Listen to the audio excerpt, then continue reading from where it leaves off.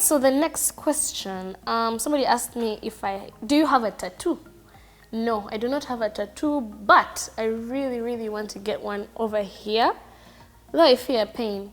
But yeah, I really want to get like little footsteps here to symbolize like in life you must always keep on going. Like no matter what, life is not going to wait for you. You just have to keep it going, girl. Keep it going. Yeah, so that's the tattoo I would get. What's your best quote? My best quote is that, I don't know if it's a real quote or I just formulated it, but one thing that I remind myself every day is that you are not a slave to your emotions. And I keep telling people that every day, like, don't be a slave, be the master of your emotions. If somebody annoys you, you have the choice to say, I'm going to be angry or I'm going to let it go. This person is not going to bother me, or I'm going to just be happy. Like, you have every right and you are the master, basically. So that keeps me going every day. Whenever I'm about to get upset, I'm like, no, honey, baby girl, you're not a slave to your emotions. So yeah, I hope you remember that Martha K said it. What is your pet peeve? Oh my God, I have so many. I think I really don't like smelly breath. That's my biggest pet peeve. Like, oh my God, I can detect your breath from like this far. And also smelly armpits, or just smelling things. I also don't really like loud chews, like, yeah. Sorry. Yeah, I think those are my biggest three. If you had a superpower, what would it be? I think it would be telepathy. I would want to have mind control. Like, I'd want to know what you're thinking. Yes, you. I'd want to know what people's next move is, what people want from me, what their plans are. Oh my gosh, I would just want to have mind control. Weirdest thing that a fan has done to you. My fans are dope people. Maybe haters, but fans, no, they show me nothing but love. I think the most, maybe not weird, but like really, like, I was shocked when I met someone and she cried and she's like, oh my God, I can't believe I've met you. Those are the weird things. Is your body natural? Trust me, if I had the chance to make it unnatural, my boobs would be up to here. Like you guys, I would not be seeing my feet because I really don't like my feet. But yeah, I would work on my boobs if I had the chance to make it unnatural. But yes, my body is very natural. What song gets you on the dance floor? Oh my goodness, all Afrobeat music, all Shiba music, all like I'm always dancing. My friends know I'm always dancing. What's your worst experience with a man?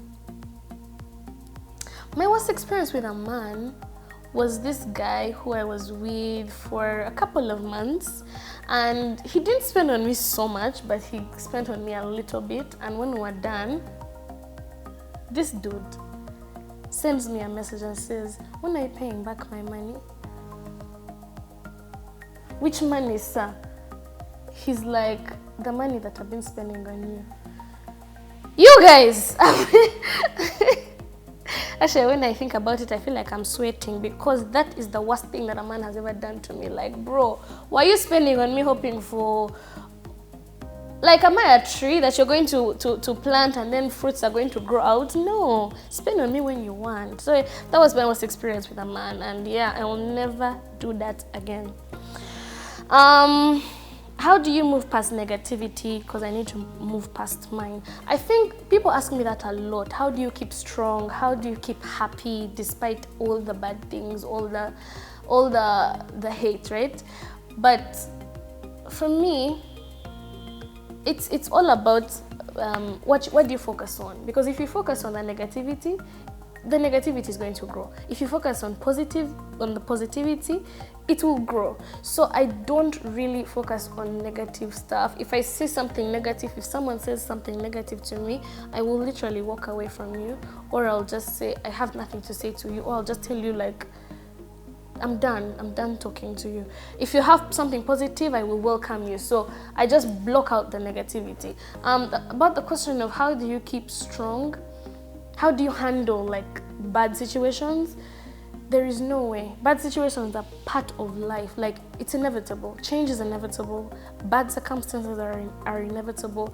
You have no, like, even the Bible says it, like, in this world you will have trouble. So you have no choice. You just have to go through. And that's why I want to get the tattoo of just keep moving, because it's part of life to go through bad things, but you have to keep on moving. Like, you have to get up. It's okay to just be in bed for some days or some hours, but don't stay there. Keep moving, keep surviving. That's what I keep telling everybody that asks me. What is your favorite food and drink? So my favorite drink, I really love cocktails. I love Long Islands, I love mojitos, I love cocktails. Shout out to Ziza Mixologist. They make amazing cocktails. Follow them everywhere. My favorite food, I really love local food.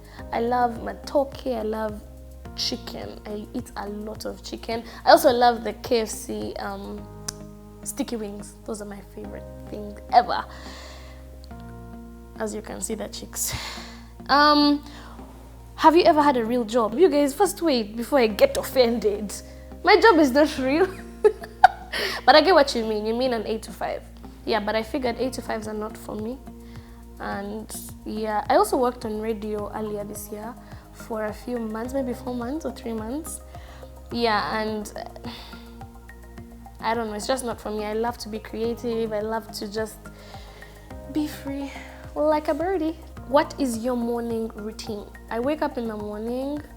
I stay in bed for like 30 minutes to an hour because I'm just trying. I used to say I'm not a morning person, but I stopped proclaiming that. Now I just, because man, there's no successful person that is not a morning person. Like, you have to get up and fight it. So the first thing I do is when I get up in the morning, I go into the mirror and I have these self-affirmations. So self-affirmations are what keeps you positive. For example, you go into the mirror and you talk to yourself and say, hey girl, you are beautiful, you are worth it, you are smart, today is going to be a good day, you are blessed, you are successful, you're going to get that deal. You basically you affirm yourself and just proclaim all the positive things about you, because like I said, if you focus on the negative will grow. So that's one of the things that has kept me sane for a long time. Like, I've done it since 2017. I've been doing those morning affirmations every morning, and granted, I have a very good day that day. If I don't do it, because you wake up and say, oh my God, I'm late. Oh my God, you don't make your bed. Or another thing I do every morning, I have to make my bed, because if I don't, the whole day will be disorganized. Yeah.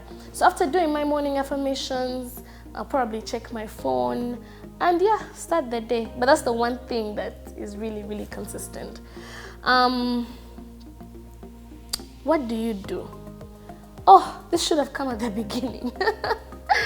So I do quite a number of things. I would say I'm a creative, I'm an entertainer, in the sense that I'm an actress, I am a photographer, I am, oh my goodness, I would say I'm a comedian. I'm really passionate about communication, advertising, marketing. Oh my God, I'm so many things. But I'm also into business. I have a company called Tingo Media. I have a company called Kemi's Secret. I will be telling you guys more. Just subscribe to my channel and you'll hear more. Do you think you're funny? My family, everybody in my family is funny. Like, from my dad, if my dad was born in the 21st century, he probably would have been a comedian.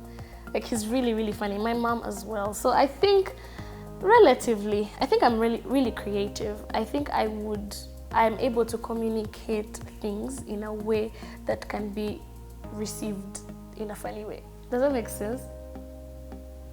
I thought you were going to pause. So how did you become famous? Well, I became famous in 2016. It feels really weird saying when I became famous. You sound like a narcissist, but anyway, it's your questions. I became famous in 2016 when I released a video about a Range Rover knocking me down. That's the video that really went viral. I remember in like 2 days it had 100,000 views. which was so much to me at the time. What people don't know is that I actually had been releasing several videos prior to that, from the time I was in high school, because that came out when I was in my 3rd year at the university. But then that's the video that everyone was like, oh my god, and before I knew it, I became the Range Rover girl. I was going to places and they were like, can I take a selfie? I'm like, with me? Oh god, I would go to places, people send me food, they send me drinks. It doesn't happen anymore. But yeah, I really enjoyed my fame that year. So yeah, that's how I became famous. Like I was telling you guys, like when you do something that's unique and you keep on doing it, eventually it hits. So you can't be like, I can't even try because it won't work. How do you know it won't work? Like they say, success is when preparedness meets opportunity. If you're prepared and you keep on doing something and you perfect it and you do so well, like I'm very sure my first video was not as good as the Range Rover video, but then I got the opportunity of a good idea and boom, now you're watching me. What car would you buy if you had money? Of course, you guys know that I would buy a Range Rover. But before I get a Range Rover, I really love the Touareg. Oh, before we continue, another terrible situation I went through with a man was when a guy lent me a Touareg for a few months. And then, oh god, anyway, this story is for a whole story time. But anyway, he phoned me on Acacia Avenue and I had my friend, a guy. Most of my friends are guys. I had a guy in the car and he's like, what? You're carrying your men in my car? And he told me, get out. You guys, Acacia Avenue. He told me, get out. Like, get out your things from my car. Remove your things from my car and bounce. That's one of my worst experiences with a man. And from that day, I will work hard until I get my own car.